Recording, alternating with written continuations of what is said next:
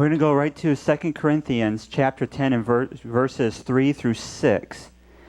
And as I was preparing for this, what I heard, especially for this 40-day fast, for those of us who have chosen to do this 40-day fast, and to get rid of the that. What is that?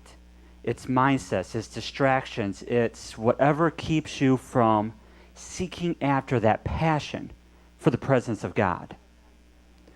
And so, when I was going through this is what I found. And this is in chapter 10 of 2 Corinthians. It says, For though we walk in the flesh, we do not war according to the flesh. So, what's going to happen? You're making a conscious decision to do what God's called us to do in this season. So what's Satan going to do? Instantly, well, you can't do that. Bishop gave us the 7 reasons why we can't fast for this. And as I was while he was going through that list, I was looking, well, yep, he hit that person and that person. Oh, yeah, he even got me. There was a reason, that I could say I can't fast. But I realized through this, I'm not warring in the flesh. So my reason was all flesh. I was saying I am skinny, I will shake, I drive 150,000 pounds down those highways, I need to be able to shift those gears. For all those truckers out there with Reverend Mark right now, you understand. And if I'm shaking going like this down the road, that ain't good. But I realized I'm not warring in the flesh. It says, for the weapons of our warfare are not carnal. So I looked up that word carnal. And I know I have it in here, and it says fleshly, not spiritually. So, for the weapons of our warfare are not fleshly. They are not spiritually. But they are mighty in God for pulling down strongholds. So I looked up the word strongholds. And according to Strong's, it says that this part was used metaphorically of those things in which mere human confidence is imposed. So let's reread this. But they are mighty in God for pulling down mere human confidence. And then it continues on. It says, casting down arguments. Most arguments start in our own mind. The things saying, I can't. You can argue with yourself. You say it out loud. You kind of look a little funny. Just saying. And it also for those who have to argue against you. Oh, you don't need to do that. You're doing that Lent thing. I don't have to deal with that. And it says, and every high thing that exalts itself against the knowledge of God. So anything that has to go against this word, it casts that stuff down. I don't have to deal with that.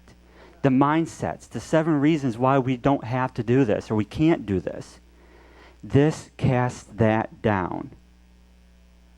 And it says it's bringing every thought into captivity to the obedience of Christ. I can do this because my God has called me to do this. And it says, and bringing ready to punish all disobedience when your obedience is fulfilled. So when your obedience to Christ, anything that's disobedience that's against the things of God, you can cast that stuff down. So now, weapons. What are weapons? Let's go to Ephesians 6, starting with verse 10. It's talking about the armor of God. It says, finally, my brethren, be strong in the Lord and in the power of his might. Put on the whole armor of God, that you may be able to stand against the wiles of the devil. Mindsets, things that are not of God. And so what is the armor of God? It's to battle the words that are coming at us. For we do not wrestle against flesh and blood, but against principalities, against the powers, against the rulers of the darkness of this age, against spiritual hosts of wickedness in the heavenly places.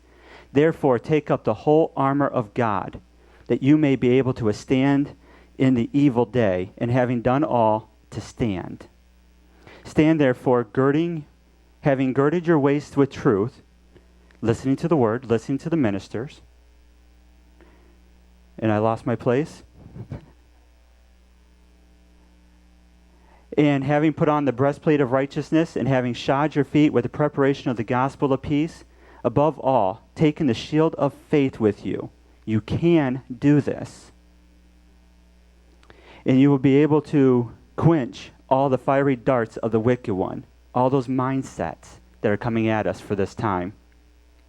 And take the helmet of salvation and the sword of the Spirit, which is the word of God, praying always with all prayer and supplication in the Spirit. Praying, humbling ourselves. Being watchful to this end with all perseverance and supplication for all saints. I looked up the word supplication.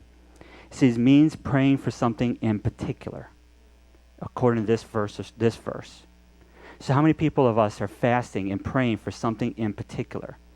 Yes, as a body, corporately, we're praying against the passion, or we're looking for the passion of the presence of God.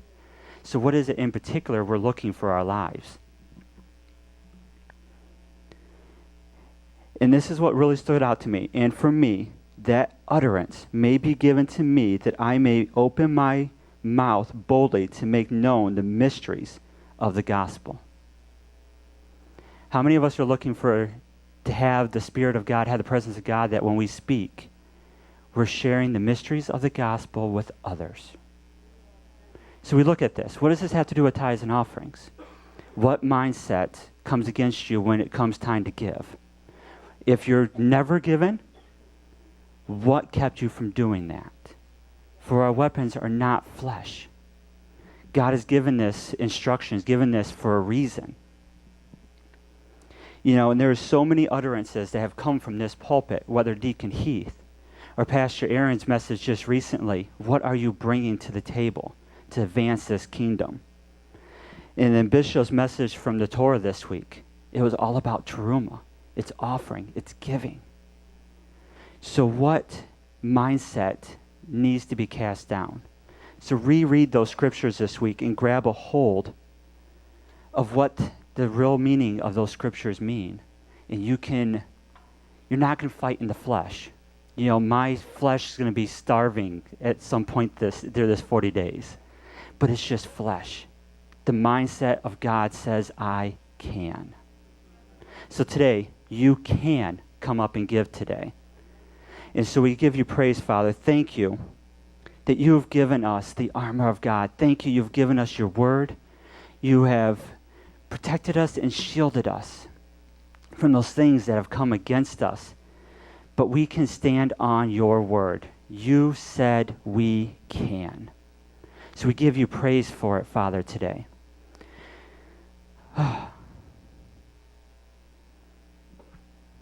So thank you, Father, that your blessings are on those who are giving today, those who have made the conscious choice to give according to your word.